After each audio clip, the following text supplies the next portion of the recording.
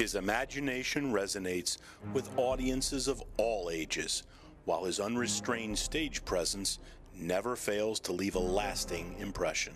He received a Grammy nomination in 2004, a rare feat indeed for an independent artist. Zach Morgan has delighted and amazed audiences with his unique blend of dazzling lyrics, memorable and wacky ear-pleasing tunes, and innovative storytelling for the past 11 years. But his destiny to live a life filled with imagination began much, much earlier.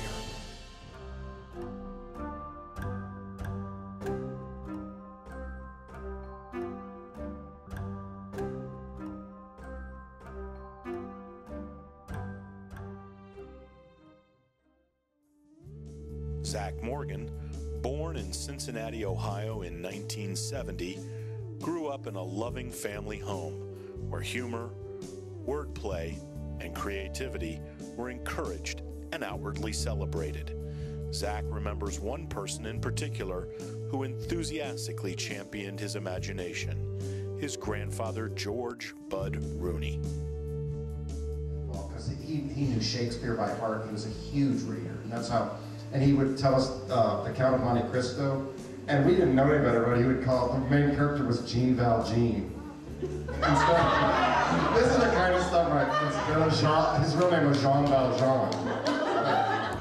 So we didn't know any better. I thought Jean Valjean was about the coolest guy ever. He liked to make up words. So he, like Roald Dahl does, like splendiferous, or he would. I think he would just say. He would probably laugh. He laughed like this. The experience of hearing his grandfather spin yarns, compose limericks, and even coin new words would have a profound effect on Zach later in life. After earning a Bachelor of Arts degree in English from Kenyon College, Morgan worked at Paradise Guest Ranch in the Bighorn Mountains of Wyoming. By day, he entertained children, and at night, he performed for family audiences.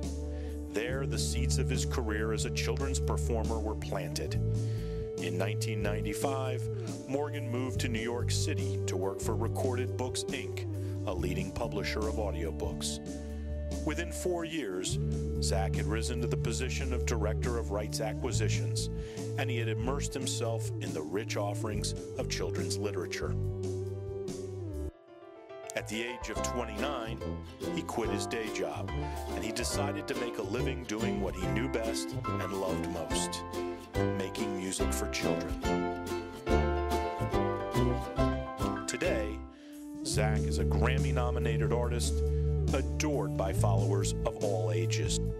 Zach's newest creation, The Candy Machine, is a journey through song presented as only Zach could imagine.